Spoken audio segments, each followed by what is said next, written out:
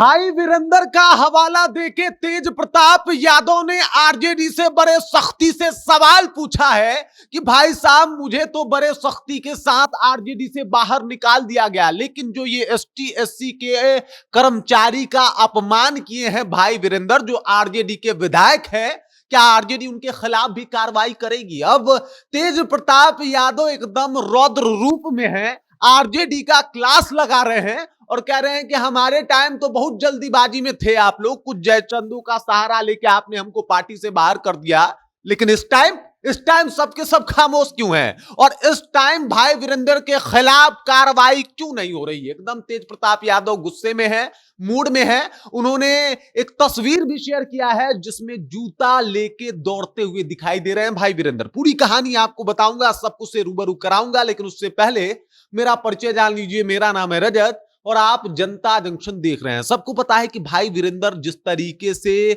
ग्राम सचिव को धमकाए थे, जूता मारने की धमकी दी थी, उसके बाद से किस तरीके से उनका ऑडियो वायरल हुआ, हर तरफ उस ऑडियो की चर्चा है। और कुछ लोग कह रहे हैं कि भाई साहब आरजेडी का यही चरित्र है और इसी तरीके से आरजेडी काम करती है। कुछ लोग कह रहे हैं कि भाई वीरेंद्र हमेशा से ऐसे ही रहे हैं, क्योंकि ये पहली दफा नहीं हुआ है जब भाई वीरेंद्र ने इस तरीके की कुछ करतूत की हो और इस तरीके से वो हाइलाइट्स में आए हों, बल्कि इससे पहले भी वो हाइलाइट्स में आए हैं। चाहे एक ड्राइवर को गाली देना हो या फिर विधानसभा में कुछ ऐसा बोल देना हो जिससे हो हंगामा मच जाए, या फिर इस तरीके से कुछ हरकत कर देना हो जिसकी चर्चा तमाम मीडिया में हो, ऐसा ये शुरू से ही करते आए हैं। लेकिन आरजेडी खामोश रही है और अब आवाज उठा रहे हैं लालू के लाल बड़े बेटे तेज प्रताप यादव, जो पार्टी से निकाले गए हैं।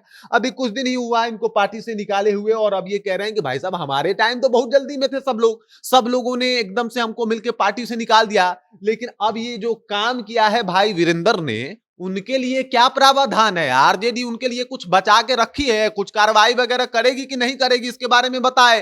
बाकायदा उन्होंने एक तस्वीर शेयर कर दी। तस्वीर में आप देख सकते हैं भाई वीरेंद्र किस तरीके से जो है हाथ में जूता लेके मारने के लिए जा रहे हैं संदीप कुमार को। संदीप कुमार ये वही हैं ग्राम सचिव, इनको मारने के लिए जा रहे हैं। दरअसल धमकी में इन्होंने कहा था कि जूता से मारेंगे और इस बात को लेके पूरा माहौल गरमाया है। संदीप कुमार ने एसटीएससी थाने में जाके इनके खिलाफ एफआईआर भी कर दिया है और इससे एसटी एससी वोटर नाराज भी हो रहे हैं। लेकिन उसके बाद तेज प्रताप यादव को एक मुद्दा मिल गया कि भाई साहब हमारे साथ तो बहुत जल्दीबाजी में थे, बहुत गलत कर दिया आप लोगों ने, इनके खिलाफ क्या है? उसके बाद इन्होंने एक पोस्ट लिख दिया है कि क्या आरजेडी अपने विधायक भाई वीरेंद्र पे भी कार्रवाई करेगी जिन्होंने बाबा साहब अंबेडकर के आदर्शों के उलट एससी एसटी समाज के खिलाफ शर्मनाक टिप्पणी की, जान से मारने की धमकी दी है।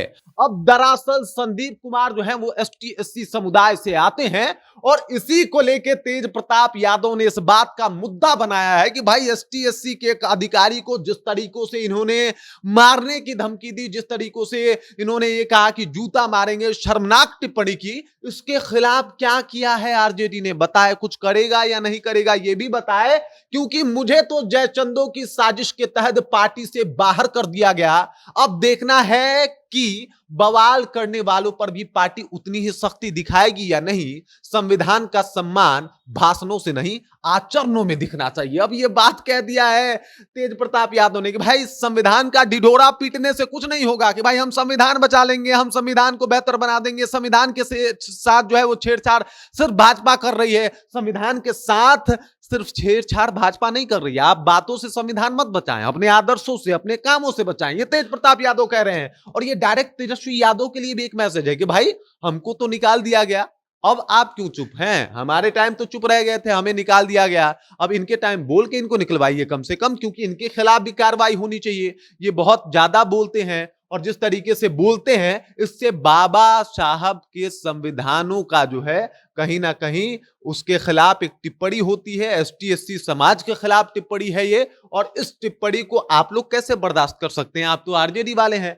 आप तो संविधान का दुहाई देते फिरते हैं। तमाम तरीके का आरोप अब तेज प्रताप यादव ने लगा दिया है और ये तेज प्रताप यादव जो अपने पार्टी से निकाले गए हैं, उनको अब मिला एक मौका कि भाई साहब अब अपने बारे में एक सवाल पूछ लूं।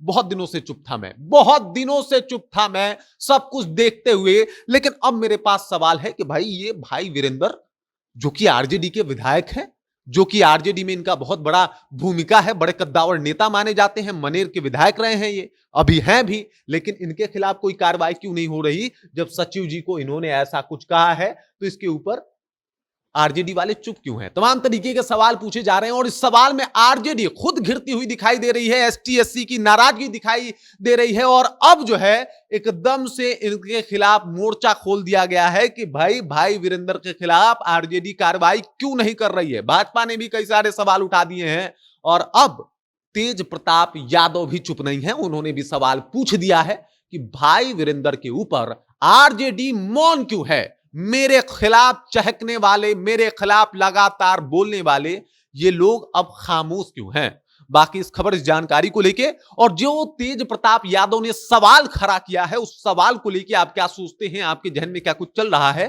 कृपया कमेंट कीजिए और अपना विचार हम तक पहुंचा दीजिए। बाकी आप देख रहे हैं जनता जंक्शन और मेरा नाम रजत है।